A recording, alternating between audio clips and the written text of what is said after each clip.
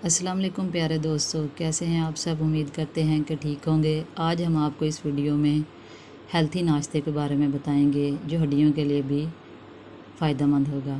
सुबह ही सुबह नाश्ते में प्रोटीन से भरा खाना मिल जाए तो आपका दिन अच्छा गुजरेगा। इन खानों में अंडा, दही, पनीर और ड्राई फ्रूट्स शामिल हैं। इसके अलावा बीजों में प्रोटीन की तादाद ज़्यादा होती है। इनके इस्तेमाल से आपकी सेहत अच्छी रहेगी और आपके पट्ठों को भी ताकत मिलेगी।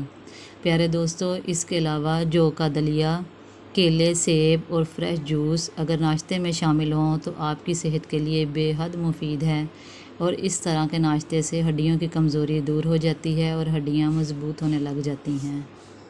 दोस्तों, इस तरह के अच्छे नाश्ते से आपकी सेहत भी अच्छी रहेगी और आपकी हड्डियों पर भी इसका बहुत ज़्यादा असर होने वाला है। अगर आपकी हड्डियां कमज़ोर हैं तो आपकी हड्डियां मज़बूत होने लग जाएंगी।